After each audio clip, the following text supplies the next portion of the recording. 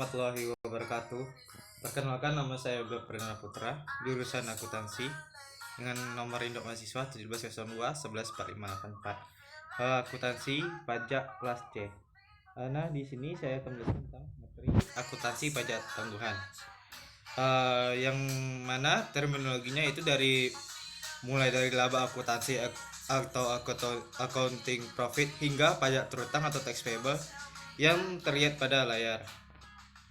Nah, dalam laporan keuangan di akuntansi pajak terdapat dua pengakuan.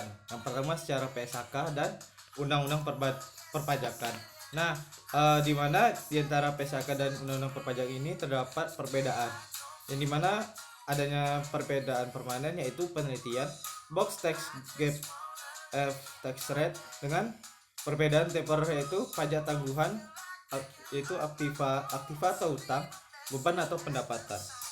Nah, pengertian dari beda permanen atau beda tetap sendiri itu adalah perbedaan pengakuan pendapatan dan beban antara standar akuntansi keuangan dengan peraturan perpajakan. Perbedaan ini dapat menyebabkan adanya perbedaan besar laba bersih sebelum pajak dengan besarnya penghasilan kena pajak.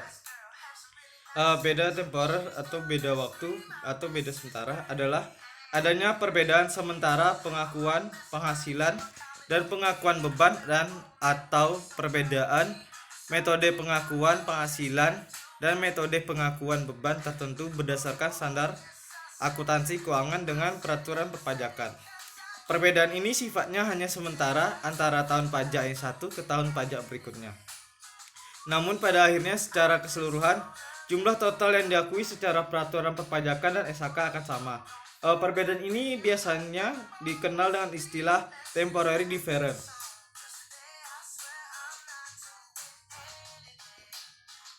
Selanjutnya, aset pajak tangguhan adalah jumlah PPh terpulihkan pada periode mendatang sebagai akibat adanya perbedaan jumlah beban pajak menurut SHK lebih kecil dibandingkan dengan beban pajak menurut peraturan perpajakan.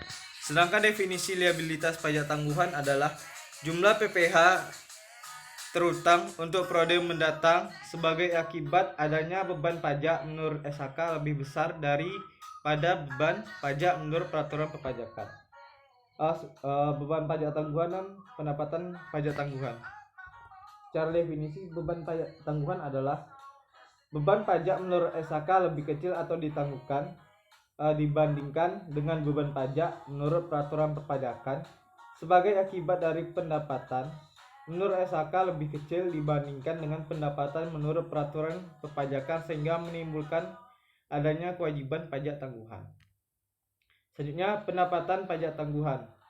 Pendapatan pajak tangguhan adalah beban pajak menurut SHK lebih besar dibandingkan dengan beban pajak menurut peraturan perpajakan sebagai akibat dari pendapatan menurut SHK lebih kecil dibandingkan dengan pendapatan menurut peraturan perpajakan sehingga menimbulkan adanya aset tangguhan.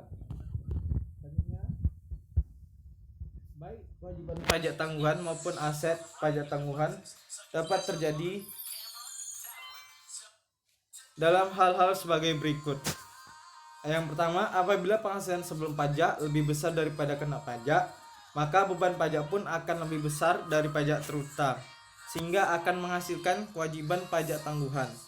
Sebaliknya, apabila penghasilan sebelum pajak lebih kecil daripada penghasilan kena pajak, maka beban pajaknya akan juga lebih kecil dari pajak terutang, sehingga akan menghasilkan aktiva pajak tangguhan. Seperti yang ada pada tabel berikut ini. Selanjutnya, komersil, yaitu penghasilan sebelum pajak, di mana beban pajak penghasilannya berupa beban pajak kini, beban dan beban pajak tangguhan. Sedangkan pajak itu penghasilan kena pajak, di mana terdapat PPh terutang, yaitu PPh terutang dan kewajiban pajak tangguhan. Beban pajak atau penghasilan objek adalah jumlah agregat atau keseluruhan pajak kini dan pajak tangguhan yang diperhitungkan dalam menentukan laba atau rugi pada satu periode. Sedangkan laba akuntansi adalah laba atau rugi selama satu periode sebelum dikurangi beban pajak. Laba kena pajak atau laba fiskal atau rugi pajak atau rugi fiskal adalah laba atau rugi selama periode yang terhitung berdasarkan peraturan perpajakan yang ditetapkan oleh otoritas pajak atas pajak penghasilan yang terutang atau dilunasi. Pajak penghasilan adalah pajak yang dihitung berdasarkan peraturan perpajakan dan pajak ini dikenakan atas laba kena pajak entitas.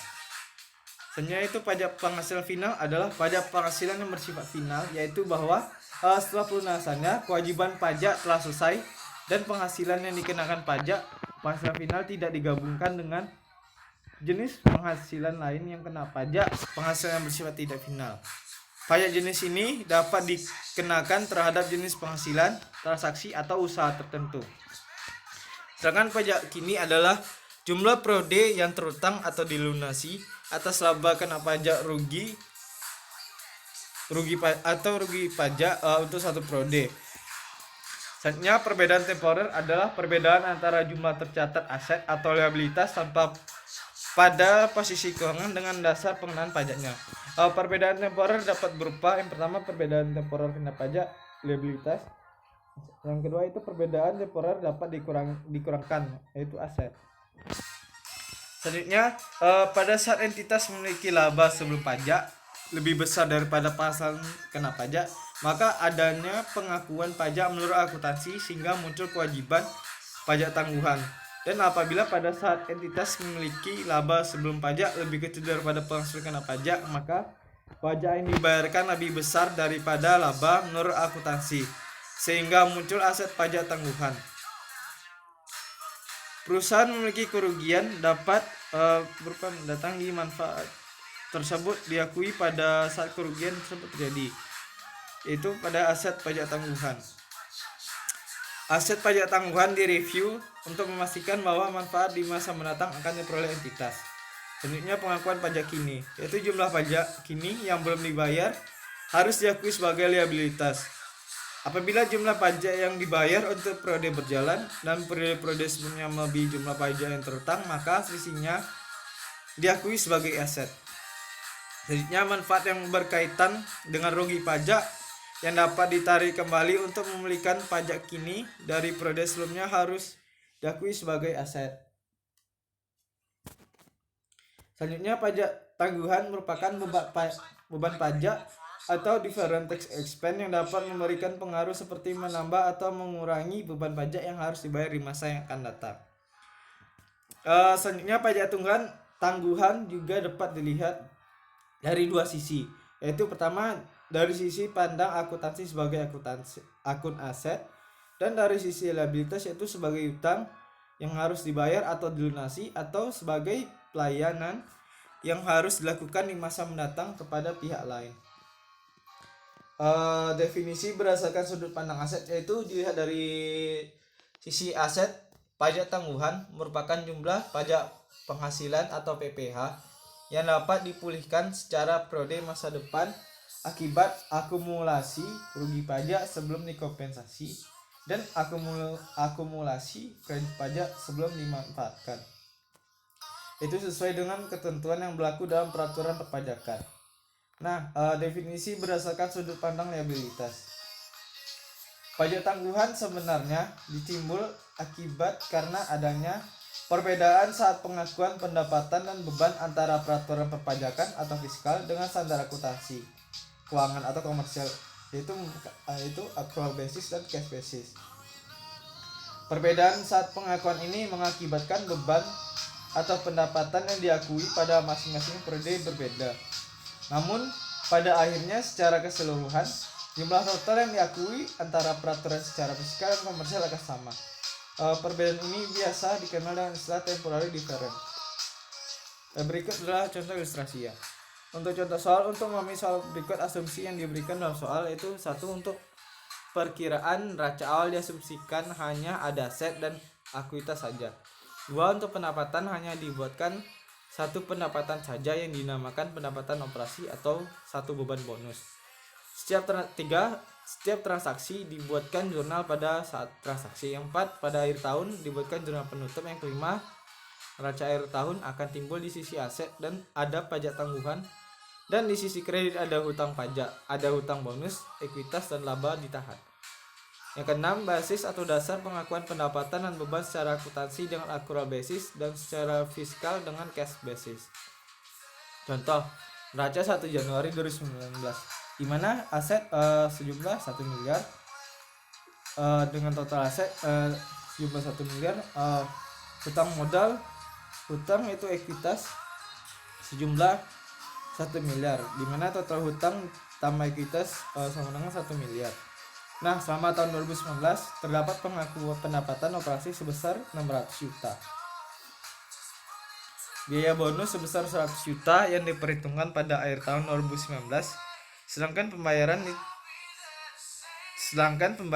di tahun 2020. Nah, neraca 1 Januari 2019 di mana aset 1 miliar, total aset 1 miliar, hutang itu ekuitas hutang nol, ekuitasnya 1 miliar, jadi total hutang tambah ekuitas 1 miliar. Perbedaan perlakuan antara akuntansi dan pajak. Menurut standar akuntansi, biaya bonus diakui pada saat terjadinya atau accrual basis, yaitu pada akhir tahun 2019 atas pendapatan tahun 2019, dan dengan jurnal di mana aset atau cash atau bank di debit sebesar 600 juta dan pendapatan operasional atau di kredit sebesar 600 juta. Biaya bonus besar 100 juta di debit dan utang bonus 100 juta di kredit. Sedangkan menurut peraturan perpajakan, secara fiskal beban bonus tersebut belum diakui pada tahun 2019 karena belum ada pembayaran kas atau cash basis. Sehingga pada akhir periode 2019 akan terjadi koreksi positif dan menambah laba penghasilan kena pajak. Kertas kerja rekonsiliasi fiskal dapat dilihat di ini merupakan kertas rekonsiliasi fiskal seperti terlihat pada tabel berikut ini. Dan ini merupakan tabel laba rugi 1 Januari sampai dengan 31 Desember 2019. Terlihat pada di slide berikut ini. Selanjutnya jurnal pencatatan pendapatan, yaitu di mana aset atau kas atau bank sebesar 600 juta di debit dan pendapatan operasi di 600 juta di kredit. Selanjutnya biaya bonus sebesar 100 juta di debit dan hutang bonus sebesar 100 juta di kredit.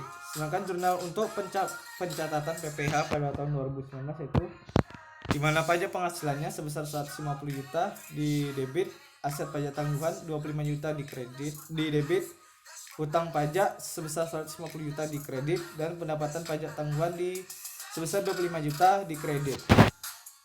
Nah, jurnal penutupnya itu pendapatan operasi sebesar 600 juta di debit, pendapatan pajak tanggungan sebesar 25 juta di debit, pajak penghasilan sebesar 150 juta di kredit, biaya bonus sebesar 100 juta di kredit, laba ditahan sebesar 375 juta di kredit. Nah, untuk neraca pada 31 Desember 2019 di mana di aset terdapat ada aset awal sebesar 1 miliar, aset operasi sebesar 600 juta, dan ada aset pajak tanggungan sebesar 25 juta, sehingga total aset semuanya jumlah 1.625 juta rupiah. Nah, sedangkan untuk hutang modal, hutang pajak sebesar 150 juta, hutang bonus sebesar 100 juta, ekuitas sebesar 1 miliar, dan laba ditahan sebesar 305 juta, sehingga total hutang ditambah ekuitas yaitu sebesar 1.625.000.